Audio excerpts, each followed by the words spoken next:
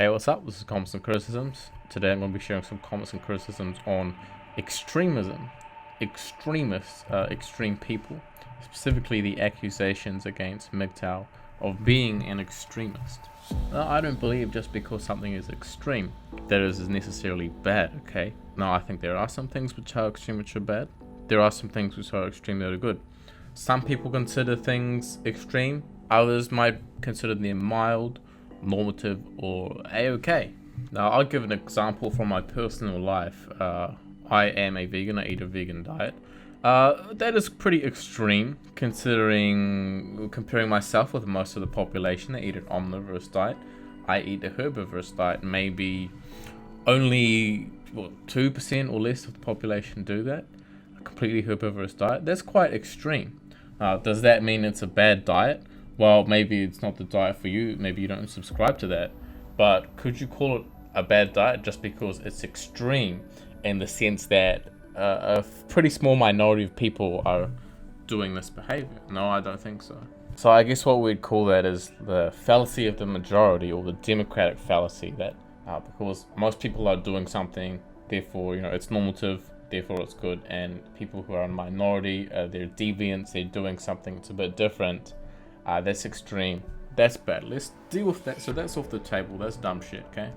So right off the bat, this notion that MGTOW was bad because most guys out there are either in a relationship or pursuing a relationship or are addicted to women or are very attached to a woman, committing to a woman, and MGTOWs aren't. Therefore, okay, that's extreme, and therefore MGTOW is bad. Just knock that one on the head straight away. This argument is really just, it's not something that's MGTOW specific. It's really any baseless accusation of extremism based off some sort of majority rules theory is bullshit. But let's look at some more MGTOW specific stuff. So I'm going to go ahead and use a definition of extremism. I'm going to say it's a behavior that is taken to such a length or to such a degree that it becomes too harmful to people, to yourself or to other people. Okay, so let's get a bit of a list going here about the things that MGTOW men do. They do these things, they prioritize them over women, where say another man might prioritize women over these things. This is considered extreme when we're going to evaluate whether or not they're really that harmful, bro. So let's kick it off with a pretty easy one. Self-development, self-realization, self-actualization. It's pretty top tier for a man, I think, any kind of man. Why would a woman be above self-development? I mean, to begin with, even if it was all about the pussy, if you don't develop yourself, you're not going to get any chick, at least not any decent ones, or half decent ones. So self-development, things like working on your career, working on your hobbies, working on your physique, working on your spiritual life, stuff like that. You want a good quality of life, you need to value self-development, I would say, above women. Let's talk about, say, material wealth. Why you should prioritize your material wealth being for yourself. Well, first of all, you do need to look after your basic biological necessities. Survival is priority. Then you look at, sort of Maslow's hierarchy of needs. You have other stuff. So you look in any given economy, and 80-85% of the women, they're spending the money. And it's not all there. It's mostly the men's money, isn't it? And all you need to do is just watch my video, Are You a Miserable Man? Looking at that Instagram feed of all those miserable men on, just sitting around waiting for their wife to spend all of their money. Is that a good deal for you? Wouldn't it be better to say work half the hours, earn as much as you need, earn enough to have a comfortable life, rather than slaving away more than you need to pay for some bimbo and a few brats that she, sperm jacked off you? No thanks. What an extreme notion. You work for your money and you spend your money. Wow. And the funny thing is, the women who say, hey man, you should be sharing your money with me. If you do that, then you say, why don't you share your money with me? You say no. She says, Your money is our money, but my money is my money. Let's take a look at recreation finally. Recreation, fun time, free time. It's not productive. It's not self-development. It's not material gain. It's just fluff time. Why should that time be more important?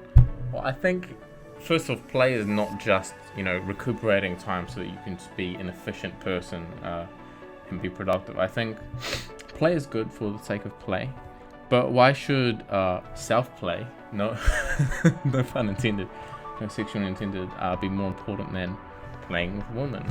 Well, I guess in terms of that sort of thing, the mind is a very fleeting thing. It's never fucking satiated, is it? It's always saying, oh, I like this, I like that, no, I don't like it, I don't like that. But at least your mind is going to be more dependable than the mind of another, and women have another mind, a very different mind, a female mind. So at least your own personal mind, your male mind, even with its frivolousness, is going to be more dependable than another mind, whether that actually be male or female. I guess you'd just call that rational self-interest. And it's nice to play with your friends, it's nice to play with other people, but not if they're just using you for your candy and they're being cunts to you. Yeah, of course, women can be very, very fun, and by keeping women a lower priority, I don't know, third, fourth, fifth, sixth, whatever, low priority keeps them in the fun zone. Okay, fun zone. It's all about the fun zone. Okay, you don't want to be in the friend zone. You want to be in the fun zone. Okay, you make them priority. You set yourself up for compromising. Okay, and then you get in the danger zone. The danger zone. Okay, it stops being fun.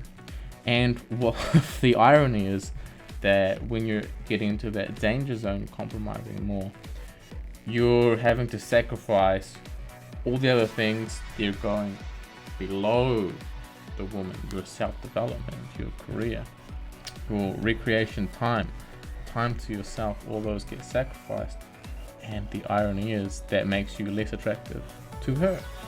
So to conclude this video, I think I would summarize it by saying that MGTOW is basically a reprioritization for men.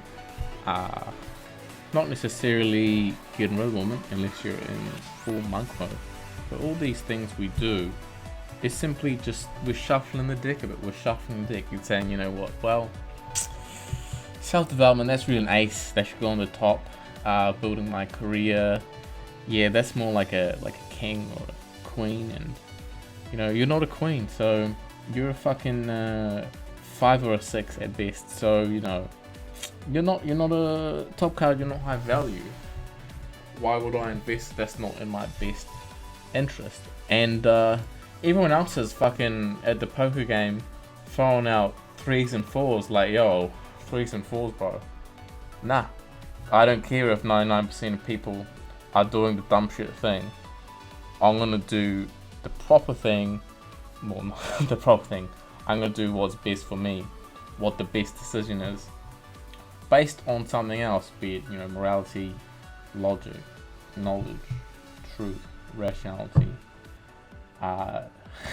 not what the normies are doing.